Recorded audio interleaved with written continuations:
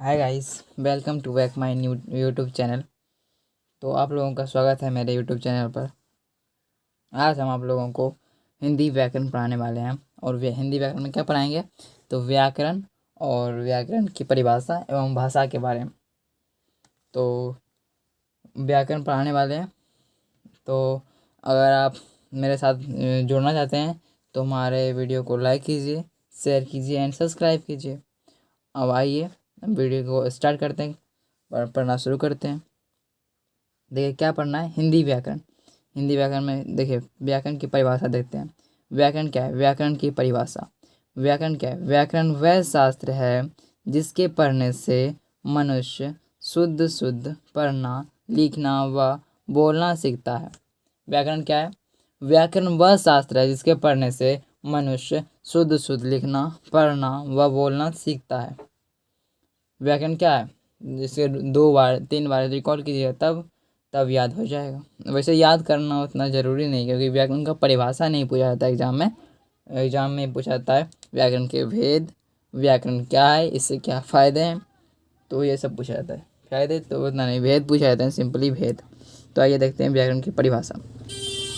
व्याकरण क्या है, किसे कहते हैं? व्याकरण वह शास्त्र है जिसके पढ़ने से मनुष्य शुद्ध शुद्ध पढ़ना, लिखना व बोलना सीखता है।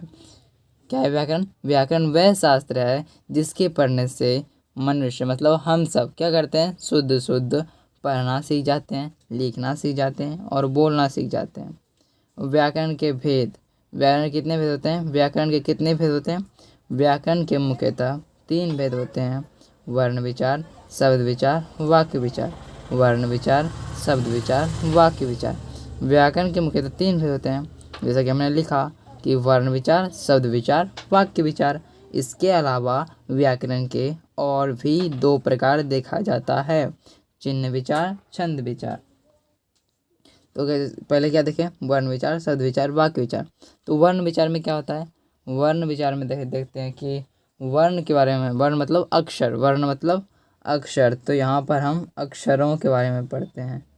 अक्षरों, जैसे अक्षरों के बारे में पढ़ते हैं, जैसे ओ हो गया, आ हो गया, जैसे क हो गया, इस सब के बारे में जानकारी लेते हैं वर्ण विचार में। शब्द विचार में क्या होता है? शब्द विचार में हम शब्द का भेद जानते हैं, शब्द बनने के नियम जानते हैं। ये सब शब्द विचार में। और शब्द के कितने प्रकार के होते हैं, तो शब्द विचार में ये पढ़ते हैं। वाक्य विचार में क्या होता है?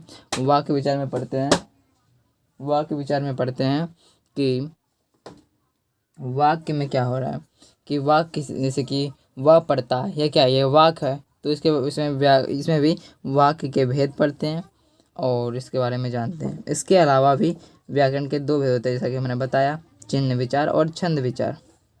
अब आइए, ये सब व्याकरण हो गया कि व्याकरण वह शास्त्र है इसके पढ़ने से मनुष्य शुद्ध पढ़ना, लिखना व बोलना सीखता है। व्याकरण के मुख्यतः 3 भेद होते हैं: वर्ण विचार, शब्द विचार, वाक्य विचार। इसके अलावा भी व्याकरण के और 2 प्रकार देखा जाता है: चिन्ह विचार, छंद विचार। अब आइए भाषा के देखते हैं। भाषा क्या है?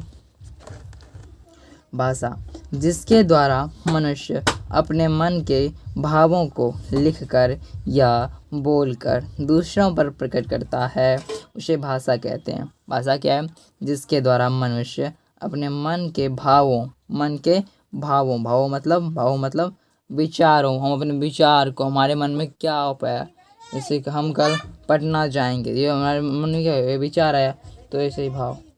तो जिसके द्वारा मनुष्य अपने मन के भावों को लिख कर या बोल कर दूसरों पर प्रकट करता है, उसे भाषा कहते हैं। भाषा किसे कहते हैं? जिसके द्वारा मनुष्य अपने मन के भावों को लिख कर या बोल कर दूसरों